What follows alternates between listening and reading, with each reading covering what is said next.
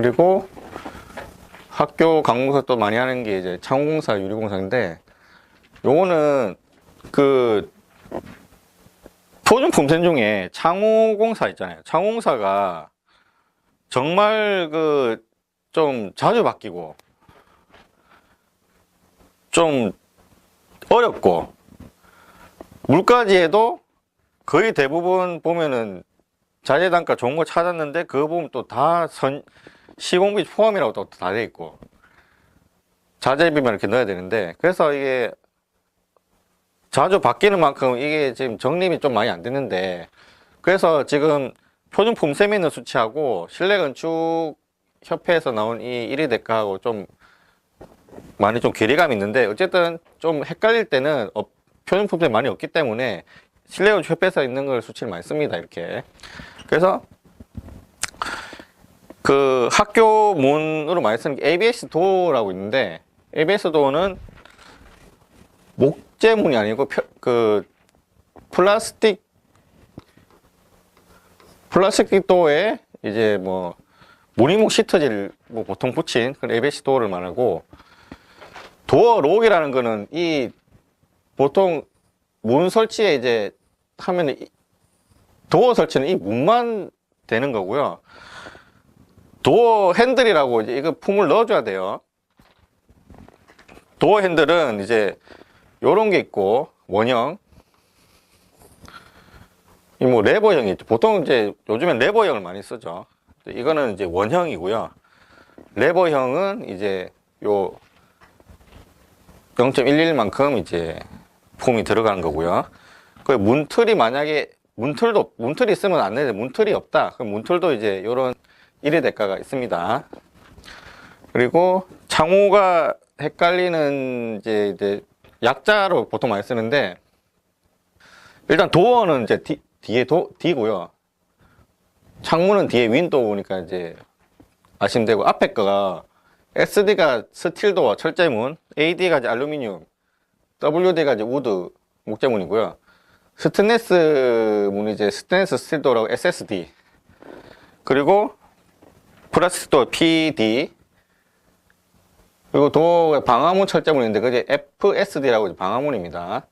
그리고 알루미늄 창은 AW, 목재 창은 WW, 플라스틱 창문이 보통 말하는 이제 하이샤시 PW입니다. 그리고 유리는 이건 뭐 쉽죠. 잘 안 바뀌고 품셈이.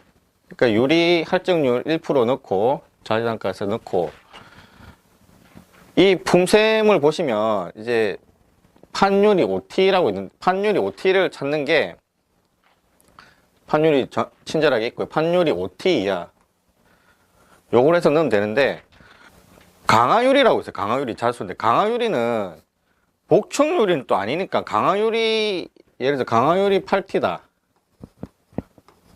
8T면 요걸 써야겠죠. 10T면 12T 이하를 써야겠고, 어쨌든 강화유리는 판유리 품을 쓰고 그 자재단가 강화유리 단가를 넣으시면 돼요.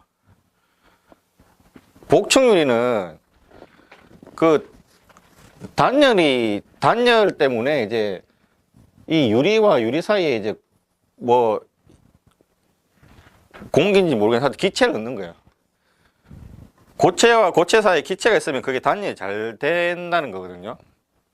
아파트 같은 경우에 이걸 하면 맨 저층이랑 맨 고층 있죠. 이건 단열이 안 된다는 거예요. 단열이. 그러니까 무슨 말이냐면 이게 거대한 단열층이에요. 단열층, 공기층. 그러니까 고층, 최고층 바로 밑에 층하고 최저층 바로 위에 층은 아래 위에 거대한 공기층인 단열 공간이 있기 때문에 덜 덥고 더 안 춥고 이런 거예요. 그래서 단열만 생각하면 최저층, 최고층 안 좋습니다. 그런 뜻이에요. 복층 유리가. 그리고 수장공사 중에 아까 제일 많이 쓰는 게 데코타일. 사무실, 지금도 이 데코타일인데, 사무실 바닥이나 이제 돌봄교실, 학교 돌봄교실 같은데 나 이제 교장실, 교무실 같은데 데코 타일 거의 대부분 씁니다. PVC계 바닥 타일이에요. 비닐 종류의. 그래서 PVC계 바닥재 설치 5-1-1 표준 분셈을 보고 이제 1위 대가를 작성하면 되는데, 여기도 정말 친절하게 보조 재료에 대한 수량까지 있어요. 이건 정말 좋죠. 그래서 데코 타일 1회배, 아까 이거보다 좀 더 다른데, 어쨌든 1회배에 단가 넣고 할증률 감안된 1.05 넣으면 주 재료비가 끝이고, 접착제 보조 재료비,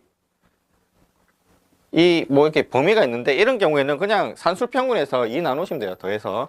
그래서 0.345 나왔고, 그 다음에 바닥 타일, 비닐, 요 품 쓰면 되겠죠. 0.05, 0.02. 0.053, 0.02. 그래서 쓰면 되고, 공구 손료에 대한 건 없기 때문에 이제 안 넣습니다. 그리고 수정무새 또 많이 생겨, 바닥재, 거의 교실 다 플로링 마루죠. 플로링 마루, 참 여러 가지 종류 있는데, 조달청에 올라오는 그 우수 제품이 또 많이 있는데, 15T를 예를 들면 15T 140, 1200짜리에 있으면 이 자재 단가 찾는 것도 사실은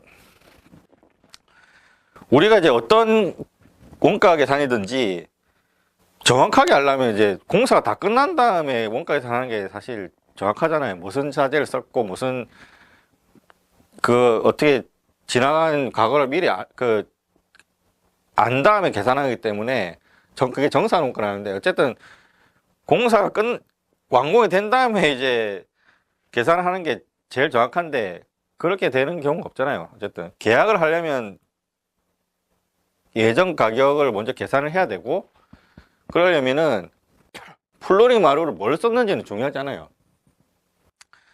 플로링 마루를 물가지에 찾아서 비교해서 뭐 15T, 뭐 140, 1200짜리 규격을 다 비교해서 최저가에서 넣으면 돼요.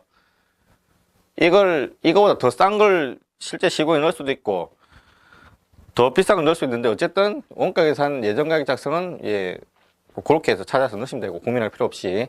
또 접착제는 여기는 다른 건 다를 게 없네요. 그래서 이거는 0.85라고 이제 요 실내건축협회에서 이제 계제를 하기 때문에 그대로 해서 넣고 자재 단가 찾아서 넣으면 되고요.